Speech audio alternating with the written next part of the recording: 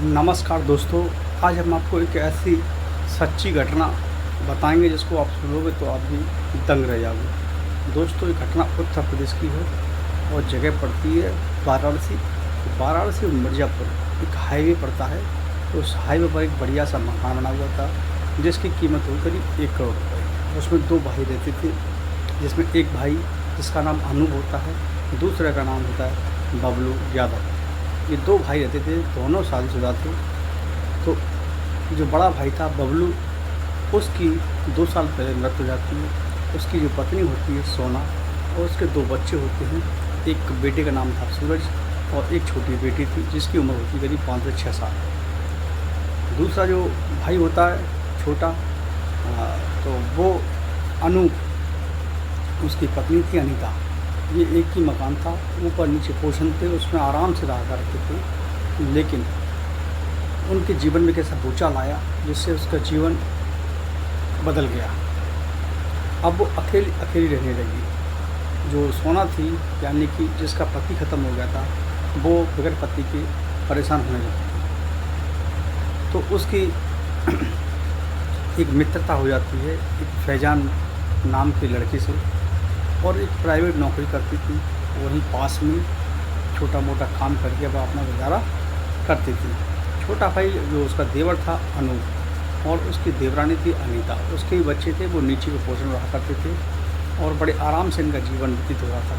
अब वो फैजान के साथ में रिलेशन में आ गई थी, यानी कि उसके साथ में उसका प्रेम बन चुका था। क्योंकि पति के जाने के बाद वो नौकरी कर रही थी, तो मार्केट में आना जाना था, तो वो कई बार मोटरसाइकिल पे रास्ते में लिया जाया करता था। तो मोटरसाइकिल पे बैठाल कर वो उसको घुमाने ले जाता था, फिर छोड़ने जाता था, और बच्चों को भी साथ में ले जाता था। अब कुछ समय बाद ऐसे ही इनकी लव स्टोरी करीब 1 साल तक चलती रहती है दोनों के बीच में। अब इधर ये प्लानिंग करते हैं कि हम दोनों लोग मिलकर शादी कर लेते हैं और दोबारा से अपनी ज़िंदगी दोबारा बसा लेती है। इस तरीके से सोना सोचती है। लेकिन उधर उसकी प्रॉपर्टी जिसका मकान 1 करोड़ रुपए का था, तो वो अपने देवर से लड़ाई झगड़ा करती है। उससे कहती है कि इसमें जो हमारा हिस्सा है, आधा हिस्सा हमारा दे दीजिए बेचकर, हम अपने चले जाएंगे और अपने बाहर जाके कोई धंधा पानी कर लेंगे, बच्चे को पाल लेंगे। ये उसकी योजना थी। लेकिन उसका जो देवर था अनूप, वो साफ तौर से साफ मना कर देता है कि प्रॉपर्टी आधा हिस्सा तुम्हारा इसमें है, लेकिन ये प्रॉपर्टी हम तुम्हारे नाम नहीं करेंगे। बच्चा भी छोटा है, 10 साल का है, अभी पढ़ने जाता है। जब बड़ा हो जाएगा 18 साल के बाद, हम उसका जो उत्साह होगा उसको हम देखेंगे। क्योंकि उसको उसके बातों से कुछ शक हो रहा था, कहीं ना कहीं ऐसा कोई गड़बड़ लग रहा था, जो उसके चाल तरीके से उसको कुछ ऐसा आभास होने लगा था कि कोई गड़बड़ मामला हो सकता है। लेकिन ये काफ़ी समय बीत जाता है। उसी बीच में क्या होता है, उसका एक बेटा है जो सूरज, इकलौता बेटा था। एक बेटी थी छोटी उसकी। पिता को गुजरने के बाद वही उसकी माँ पाल रही थी और उसकी फैमिली भी उसका सहारा दे रहे थे। और जो बच्चे की जो यानी कह सकते सोना की जो सास थी, वो पैरालाइसिस है, उसके ससुर थे नहीं। पति भी उसका 2 साल पहले ख़त्म हो गया था। तो वो नौकरी ड्यूटी से घर पे आती है और आकर वो जीने पे चढ़ती चली जाती है, बच्चे पर ध्यान नहीं देती है। जैसे वो आती थी तो बच्चे को पूछती, बच्चे कहाँ हैं, बच्चे ट्यूशन गए, कहाँ गए। लेकिन उस दिन उसने कुछ नहीं पूछा। लेकिन देवरानी सब ध्यान रखती थी, क्योंकि देवरानी घर पर रहती थी। तो उसने देखा कि बच्चा नहीं आया, काफ़ी देर हो गई और इसने भी अभी तक नहीं पुकारा। जब रात को 9 बज जाते हैं तो वो कहती है कि सूरज अभी तक ट्यूशन पढ़ के नहीं आया, कहाँ रह गया। तो उसकी छानबीन करने के लिए मोहल्ले पड़ोस में चिल्लावा तरीका हो जाता है, शोरगुल चालू हो जाते हैं। तो मोहल्ले वाले ढूंढने के लिए चले जाते हैं। साथ में उस लड़की का चाचा यानी सूरज होता है, वो भी सूरज को ढूंढने के लिए उसके चाचा अनूप होते हैं, वो भी ढूंढने निकल जाते हैं। लेकिन वो कहीं नहीं मिलते हैं। उसके बाद उसकी माँ भी जाती है, जो सोना होती है, वो भी ढूंढने आती है। लेकिन शाम को 11 बजे वो वापस आके कमरे में लेट जाती है और कूलर चालू करके सो जाती है, यानी उसको कोई टेंशन नहीं था। तो उसकी देवरानी को शक होता है कहीं ना कहीं ऐसा तो नहीं है, कहीं से कहीं गुम कर दिया हो।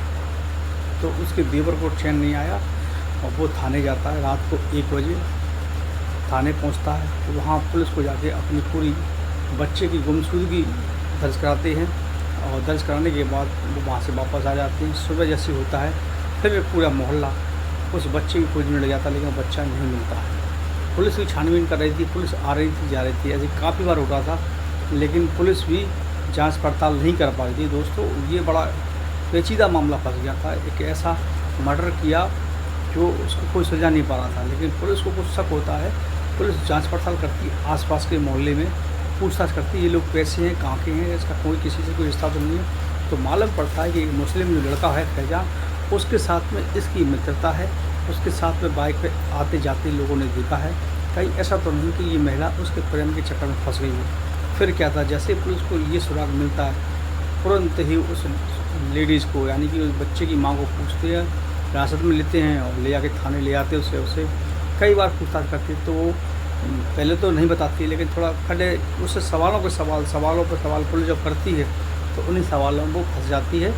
फिर क्या था, थोड़ा कड़ाई से पूछती है तो तुरंत बता देती है कि शाम को फैजान से बोल दिया था कि हमारा बच्चा ऐसे ऐसे है, तुम इसको ड्रॉप कर देना।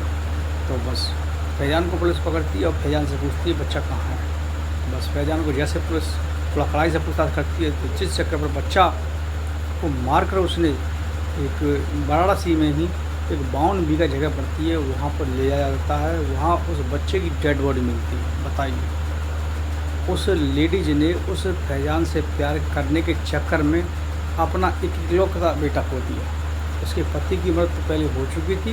अब हवस की अंधी उस लेडीज ने अपने बच्चों को, 10 साल के बच्चे को मौत के घाट पर दबा दिया। किससे? उस फैजान खान लड़के से, उससे शादी कर रही थी। ये कई बार कह चुकी थी अपने देवर से भी कि मैं इस फैजान के साथ में शादी करेंगे, उसके साथ रहेंगे। जो जबरदस्ती कर ली थी, इस वजह से उसने उस प्रॉपर्टी में हिस्सा देने से मना कर दिया था कि बच्चा जब बड़ा हो जाएगा तभी इसको प्रॉपर्टी दी जाएगी। जैसे ही फैजान से और पूछताछ करती है पुलिस, तो उसके साथ में मित्र होता है मुश्ताक, उसको भी साथ में ले गया था वो, और बच्चे को गला दबाकर उसकी हत्या कर दी थी। कितनी बहरवी तरीके से। बताइए कैसे कैसे लोग, कैसी माँ है। उस बच्चे को क्या बिगाड़ा था? 10 साल का बच्चा जिससे सारी तक जिंदगी कटती, बच्चा बड़ा होता, शादी होती, पूरा घर बार चलाता बच्चा। 10 साल के बाद 18 साल का बच्चा बड़ा हो जाता है, 10 साल का बच्चा समझदार होता है। लेकिन ऐसी कुकर्मी माँ, बताइए। अभी ज़िंदगी भर उसने अपने पति को खो दिया, उसने अपने परिवार बेटा भी खो दिया। अब ज़िंदगी वो जेल की चक्की पीसेगी। अब वहाँ पर छोटी बेटी थी एक 5 साल की, वो बेचारा ताक रही है माँ कब आएगी, भाई कब आएगा। वो बेचारी बेचैन थी, उसको देखकर लोगों को बार बार रोना आ रहा था। और ऐसी अभागन माँ थी। बताइए किस लिए उस बच्चे को मारा? अरे तुझे शादी करनी थी तो शादी करती, बच्चों को अपने उसके चाचा के पास छोड़ देती है। बच्चे को माँ पिता से ज़्यादा तो माँ अपने बच्चों को कलेजा का टुकड़ा होता है, गले लगा के रखती है। लेकिन कैसी माँ थी बताओ। और बच्चों को 2 साल से बड़ा ढंग से पाल रही थी। उसके पति मृत्यु होने के बाद वो किसी के गलत प्रेम जाल में फंस गई, नौकरी करने के चक्कर में। वहाँ उसका लफड़ हो गया। और ये मुस्लिम जो लड़के होते हैं ज़्यादातर क्या करते हैं, वो ऐसे ही महिलाओं को फंसाते हैं, उनका शारीरिक शोषण करते हैं। जब तक शारीरिक शोषण होता है तब तक करते हैं, फिर उसके बाद उनको रास्ते में खड़ा देते हैं। एक नहीं, ऐसे बहुत सारे केस हैं। आप ऐसी कहानियाँ आप देखेंगे तो सोशल मीडिया पे, यूट्यूब पर कई मिल जाएंगी जो सच घटना है। ऐसे अखबारों में आप हर दिन पढ़ने को मिलती हैं कि जो लड़के होते हैं साल महिलाओं को या लड़कियों को अपने प्रेम जाल में उनको फंसाते हैं। फंसाने के बाद जब तक उनका शारीरिक शोषण करना होता है, जब तक उनके अंदर चमड़ी में दम होती है, तब तक उनसे खींचते हैं। उसके बाद उनको हमेशा के लिए गुम कर देते हैं। या तो ज़िंदगी से ख़त्म, या उनको छोड़ दिया जाता है, या उनके साथ में ज्यादती की जाती है, वो छोड़ के भाग जाती हैं। एक नहीं 100 में से 99% ऐसे केस आते हैं। फिर भी इस देश की महिलाएं, इस देश की बेटियां नहीं सुधरती हैं। ऐसी घटना होने के बावजूद भी सबक नहीं सीखती। उनको वो कहती है कि हमारा जानू ऐसा नहीं है, औरों जैसा नहीं है, ये हमारा जानू ऐसा नहीं करे, ऐसे बोलती हैं। तो ये बड़े दुर्भाग्य की बात है दोस्तों कि महिलाएं एक समाज ही नहीं, अन्य किसी के बहुत सारा ऐसा व्यक्ति है किसी के चक्कर में फंस जाती है। और कह सकते हैं कि जो अगर महिला की कोई रक्षा करने वाला होता है, उनकी ध्यान देखभाल करने वाला होता है, तो उसका पिता हो सकता है, उसका भाई हो सकता है, उसका पति और बेटा, इन चारों के अलावा आपको कोई भी देखभाल नहीं कर सकता है। और जितने भी अगर होते हैं वो बस आपका दुरुपयोग करेंगे। समाज कोई भी हो, कोई भी धर्म हो, कोई भी मज़हब हो, हर जगह ऐसा ही माहौल है। तो इस कहानी का, इस घटना को बताने का सिर्फ ये उद्देश्य था कि इस कहानी से आप कुछ न कुछ सीख के जाएं और आगे सतर्क हो जाएं।